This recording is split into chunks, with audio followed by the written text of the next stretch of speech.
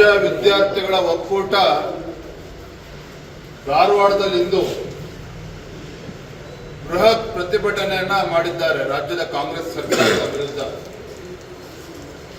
ಕಾಂಗ್ರೆಸ್ ಸರ್ಕಾರ ಅಧಿಕಾರಕ್ಕೆ ಬಂದಾಗಿನಿಂದ ಒಂದೇ ಒಂದು ಹುದ್ದೆಯನ್ನು ಕೂಡ ಭರ್ತಿ ಮಾಡೋದಕ್ಕೆ ಸಾಧ್ಯ ಆಗಿಲ್ಲ. ಮುಖ್ಯಮಂತ್ರಿಗಳಾಗಲಿ, ಉಪಮುಖ್ಯಮಂತ್ರಿಗಳಾಗಲಿ, ಸಚಿವ ಸಂಪುಟದ ಸದಸ್ಯರು ರಾಜ್ಯದುದ್ದಕ್ಕೂ ಸಹ ಭಾಷಣ ಬಿಗಿತಾ ಇದ್ದಾರೆ. ಆದರೆ ನಾಡಿನ ಯುವಜನತೆಗೆ ನ್ಯಾಯವನ್ನು ಕೊಡೋದಕ್ಕೆ ಸಾಧ್ಯ ಆಗಿಲ್ಲ. ಮಾನ್ಯ ಮುಖ್ಯಮಂತ್ರಿಗಳು, ಉಪಮುಖ್ಯಮಂತ್ರಿಗಳು ಯುವಜನತೆಯ ಜೀವನದ ಜೊತೆಯಲ್ಲಿ ಇವತ್ತು ಚೆಲ್ಲಾಟವನ್ನು ಆಡ್ತಾ ಇದ್ದಾರೆ. ಯುವಜನತೆ ಕಳೆದ 2.5 ವರ್ಷದಿಂದ ಕಣ್ಣೀರು ಹಾಕ್ತಾ ಇದ್ದಾರೆ, ಪ್ರತಿಭಟನೆ ಮಾಡ್ತಾ ಇದ್ದಾರೆ, ಹೋರಾಟ ಮಾಡ್ತಾ ಇದ್ದಾರೆ. ಇದು ಯಾವುದನ್ನು ಕೂಡ ಲೆಕ್ಕಿಸದೆ ಎಂಥ ದುರ್ದೈವ ಅಂತ ಹೇಳಿದ್ರೆ, ಬೆಳಗಾವಿ ಅಧಿವೇಶನದ ಸಂದರ್ಭದಲ್ಲೂ ಸಹ ಇದೇ ವಿದ್ಯಾರ್ಥಿಗಳ ಒಕ್ಕೂಟ ಪ್ರತಿಭಟನೆ ಮಾಡಿದ್ರೆ ಅವ್ರ ಮೇಲೆ ಲಾಠಿ ಚಾರ್ಜ್ ಮಾಡಿದ್ರು. ಅವಾಗಲೂ ಕೂಡ ಸರ್ಕಾರ ಎಚ್ಚೆತ್ತುಕೊಳ್ಳಿಲ್ಲ. ರಾಜ್ಯ ಉಚ್ಚ ನ್ಯಾಯಾಲಯ ಮಧ್ಯಸ್ಥಿಕೆ ವಹಿಸಿ ಯಾವ ಕಾರಣಕ್ಕೆ ಮುಖ್ಯಮಂತ್ರಿಗಳ ಜೊತೆ ಒಂದು ಅಪಾಯಿಂಟ್ಮೆಂಟ್ ಕೊಡಿಸೋದಕ್ಕೆ ರಾಜ್ಯ ಉಚ್ಚ ನ್ಯಾಯಾಲಯ ಮಧ್ಯಸ್ಥಿಕೆ ವಹಿಸಬೇಕಾಯಿತು. ಆದ್ರೆ ಇದು ಯಾವುದಕ್ಕೂ ಕೂಡ ಮಣಿಯದೇನೆ ಹೊತ್ತು ಸಿದ್ದರಾಮಯ್ಯನವರು, ಡಿ ಕೆ ಶಿವಕುಮಾರ್ ಅವರು ತಮ್ಮ ಕುರ್ಚಿ ಕಾಳಗದಲ್ಲಿ ಒಬ್ರು ಕುರ್ಚಿ ಉಳಿಸ್ಕೊಳ್ಳೋದಕ್ಕೆ, ಮತ್ತೊಬ್ರು ಕುರ್ಚಿ ಕಚ್ಕೊಳ್ಳೋದಕ್ಕೆ ಈ ಗಲಾಟೆನಲ್ಲಿ ಅವರು ಬ್ಯುಸಿ ಆಗಿದ್ದಾರೆ ವಿನಃ ಈ ಯುವಜನತೆಯ ಸಮಸ್ಯೆನ ಆಲಿಸೋದಕ್ಕೆ ಸಮಯ ಸಿಗ್ತಾ ಇಲ್ಲ. ನನ್ನನ್ನು ಕೂಡ ವಿದ್ಯಾರ್ಥಿ ಒಕ್ಕೂಟದವರು ಬಂದು ಭೇಟಿ ಮಾಡಿದ್ರು. 2,85,000 ಹುದ್ದೆಗಳು ಇವತ್ತಿಗೂ ಕೂಡ ಖಾಲಿ ಬಿದ್ದಿದೆ. ಅದನ್ನ ನೇಮಕಾತಿ ಪ್ರಕ್ರಿಯೆನ ಪ್ರಾರಂಭ ಮಾಡೋದಕ್ಕೆ ಆಗ್ತಾ ಇಲ್ಲ ಕಾಂಗ್ರೆಸ್ ಸರ್ಕಾರಕ್ಕೆ.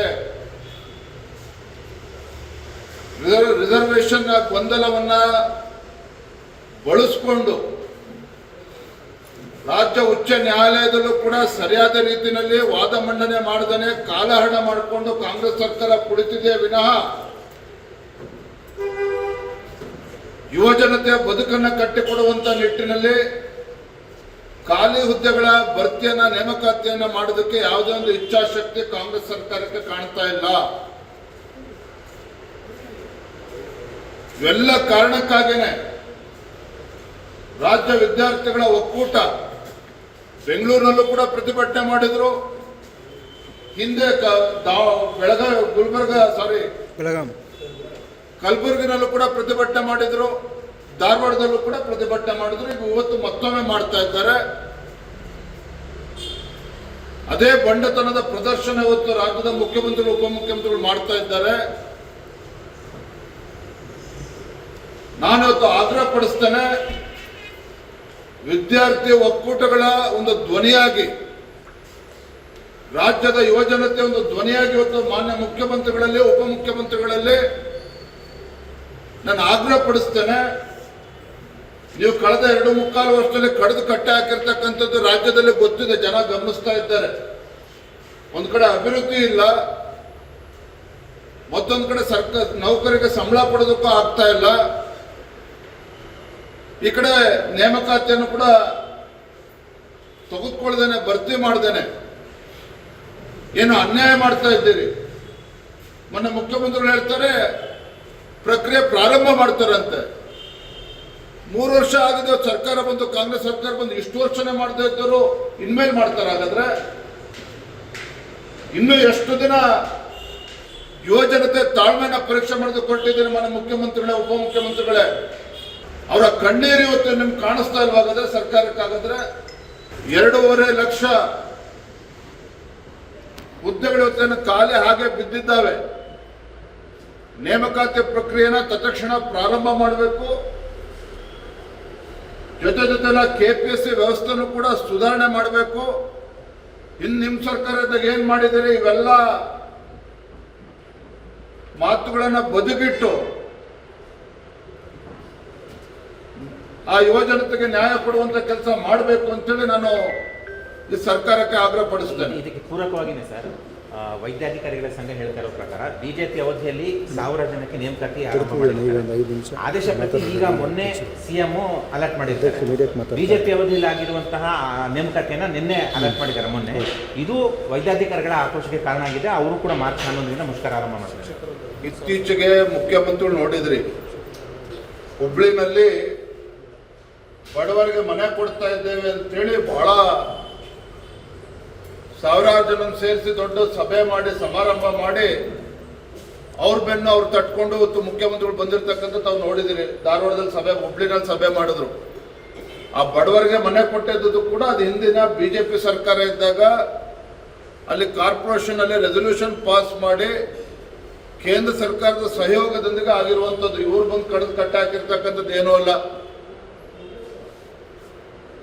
ಹಾಗಾಗಿ ಈ ಸರ್ಕಾರ ಕೇವಲ ಕಾಲಹರಣ ಮಾಡಿಕೊಂಡು ಹಿಂದಿನ ಬಿಜೆಪಿ ಸರ್ಕಾರದ ಆ ಸಂದರ್ಭದಲ್ಲಿ ಏನೇನೋ ಆಗಿತ್ತು ಅದನ್ನು ನಾವು ಮಾಡಿದ್ದೇವೆ ಅಂತೇಳಿ ಬಿಂಬಿಸ್ಕೊಳ್ತಕ್ಕಂಥ ಪ್ರಯತ್ನ ಮಾಡ್ತಾ ಇದ್ದಾರೆ ವಿನಃ ಏನು ಕೂಡ ಮಾಡಿಲ್ಲ ಕಳೆದ 2.25 ವರ್ಷದಲ್ಲಿ. ಹಾಗಾಗಿ ನಾನು ಮತ್ತೊಮ್ಮೆ ಆಗ್ರಹ ಪಡಿಸ್ತೇನೆ, ಮಾನ್ಯ ಮುಖ್ಯಮಂತ್ರಿಗಳು, ಉಪಮುಖ್ಯಮಂತ್ರಿಗಳು ಆ ಯುವ ಜನತೆಯ ಭಾವನೆಗಳನ್ನು ಅರ್ಥ ಮಾಡ್ಕೋಬೇಕು. ಎಷ್ಟೋ ಜನ ಪಾಪ ವಯೋಮಿತಿ ಅದು ಕೂಡ ಕಳೆದು ಹೋಗ್ತಾ ಇದೆ ಪಾಪ ಅವ್ರಿಗೆ, ಏಜ್ ಲಿಮಿಟ್. ಹಾಗಾಗಿ ಹುಡುಗಾಟಿಕೆ ಮಾಡ್ದೇನೆ ಇದ್ರ ಬಗ್ಗೆ ಗಮನವನ್ನು ಹರಿಸಬೇಕು. ತತ್ಕ್ಷಣ ರಾಜ್ಯ ಸರ್ಕಾರ ಕ್ರಮವನ್ನು ಕೈಗೊಳ್ಳಬೇಕು. ವಿದ್ಯಾರ್ಥಿ ಕೊಲೆ ಆಗ್ತಾ ಇಲ್ಲ. ಈ ಹೊಸದಾಗಿ ಅವ್ರನ್ನ ರೆಕಮೆಂಡ್ ಮಾಡಿಕೊಂಡ್ರೆ ಎಲ್ಲಿಂದ ಸ್ಯಾಲರಿ ಕೊಡ್ತಾರೆ? ಯಾಕಂದ್ರೆ ಬಹುತೇಕ ಇಲಾಖೆಗಳಲ್ಲಿ ಸ್ಯಾಲರಿ ಕೊಡ್ತಾ ಇಲ್ಲ. ರಾಜ್ಯ ಸರ್ಕಾರ ಒಬ್ಬ ಅನುಭವಿ ಮುಖ್ಯಮಂತ್ರಿಗಳು ಇದ್ದಾರೆ. ಒಬ್ಬ ಅನುಭವಿ ಮುಖ್ಯಮಂತ್ರಿಗಳು ನಮ್ಮ ರಾಜ್ಯದಲ್ಲಿದ್ದಾಗ ಸರ್ಕಾರದ ಮುಂದೆ ಆದ್ಯತೆ ಏನು ಅನ್ನೋದನ್ನು ಅವರು ಕೂಡ ಸ್ಪಷ್ಟಪಡಿಸ್ಬೇಕು. ಅವ್ರ ಆದ್ಯತೆ ಏನು ಅಂತೇಳಿ ತಿಳಿಸ್ಬೇಕು. ಇವತ್ತು ಸರ್ಕಾರಿ ಒಂದು ಹುದ್ದೆಗಳು ಹಾಗೆ ಕಾಲಿಡ್ಕೊಂಡು ಒಂದು ಸರ್ಕಾರ ನಡೆಸೋಕೆ ಸಾಧ್ಯನಾಗಾದ್ರೆ ಎಲ್ಲೋ ಒಂದ್ ಕಡೆ ಸರ್ಕಾರದ ಇಚ್ಛಾಶಕ್ತಿಯ ಕೊರತೆ ಇವತ್ತು ಎದ್ದು ಕಾಣ್ತಾ ಇದೆ. ಮತ್ತೊಂದು ಕಡೆ ಶಿವಮೊಗ್ಗದಲ್ಲಿ ನಡೆದಿರ್ತಕ್ಕಂಥ ಘಟನೆ, 10ನೇ ತರಗತಿ ಓದ್ತಾ ಇರ್ತಕ್ಕಂಥ ಒಬ್ಬ ಬಾಲಕನ ಬರ್ಬರ ಹತ್ಯೆ, ಭಾರತೀಯ ಜನತಾ ಪಾರ್ಟಿ ಅದನ್ನು ಖಂಡನೆ ಮಾಡ್ತೇವೆ. ಮೊನ್ನೆ ಬಾಗಲಕೋಟೆಯಲ್ಲಿ ನಡೆದಿರ್ತಕ್ಕಂಥ ಘಟನೆ ಇರ್ಬೋದು, ಶಿವಾಜಿ ಜಯಂತಿಯ ಸಂದರ್ಭದಲ್ಲಿ ಕಲ್ಲುಗಳನ್ನ ತೂರಿ ಅಲ್ಲಿ ದೇಶದಗಳು ಯಾವ ರೀತಿ ನಡ್ಕೊಂಡಿದ್ದಾರೆ ನಮಗೆ ಗೊತ್ತಿದೆ. ಶಿವಮೊಗ್ಗದಲ್ಲಿ ಇವತ್ತು ಪದೇ ಪದೇ ರೀತಿ ಘಟನೆ ನಡೀತಾ ಇದೆ. ದಕ್ಷಿಣ ಕನ್ನಡದಲ್ಲಾಯಿತು, ಯಲ್ಲಾಪುರದಲ್ಲಾಯಿತು, ಕೆಲವು ಕಡೆ ಹಿಂದೂಗಳ ಕಾರ್ಯಕರ್ತರ ಹತ್ಯೆ ಆಗಿದೆ. ಯಲ್ಲಾಪುರದಲ್ಲಿ ದಲಿತ ಮಹಿಳೆಯ ಬರ್ಬರೆ ಹತ್ಯೆ ಆಯಿತು. ಇವತ್ತು ಶಿವಮೊಗ್ಗದಲ್ಲಿ ಇಷ್ಟೆಲ್ಲ ಘಟನೆಗಳು ನಡೀತಾ ಇದ್ರು ಕೂಡ ಗೃಹ ಸಚಿವರು ಇವತ್ತು ರಾಜ್ಯದಲ್ಲಿ ಇದ್ದಾರ ಅನ್ನೋದು ಇವತ್ತು ಪ್ರಶ್ನೆ ಇತ್ತು ಎಲ್ಲರೂ ಕೂಡ ಕಾಡ್ತಾ ಇದೆ. ಗೃಹ ಸಚಿವರು ಏನೇ ಕೇಳಿದ್ರು ಕೂಡ ಹಾರಿಕೆ ಉತ್ತರ ನೀಡ್ತಾರೆ. ಇದು ಶಿವಮೊಗ್ಗದಲ್ಲಿ ಏನೋ ಪ್ರಕ್ಷುಬ್ಧ ವಾತಾವರಣದ ನಿರ್ಮಾಣ ಆಗಿದೆ. ರಾಜ್ಯ ಸರ್ಕಾರ ತಡ ಮಾಡದೇನೆ ಯಾರು ಕೊಲೆಗಡಕರಿದ್ದಾರೆ, ಯಾವುದೇ ಜಾತಿಯವರಾಗ್ಲಿ ಯಾರೇ ಧರ್ಮದವರಾಗ್ಲಿ, ಕಾನೂನು ಎಲ್ಲರೂ ಕೂಡ ಒಂದೇನೆ. ಇದ್ರ ಬಗ್ಗೆ ನಿರ್ದಾಕ್ಷಿಣ್ಯವಾಗಿ ಕ್ರಮನ ಕೈಗೊಳ್ಳಬೇಕು. ನಮ್ಮ ವಿಜಯವಾಹಿನಿ ನ್ಯೂಸ್ ಚಾನೆಲ್ನಲ್ಲಿ ಕೆಲಸ ಮಾಡಲು ಆಂಕರ್ ಹಾಗೂ ವಿಡಿಯೋ ಎಡಿಟರ್ಸ್ ಬೇಕಾಗಿದ್ದಾರೆ. ಆಸಕ್ತಿಯುಳ್ಳವರು ಕೆಳಗೆ ಕೊಟ್ಟಿರೋ ನಂಬರ್ಗೆ ಕರೆ ಮಾಡಿ. 8073516055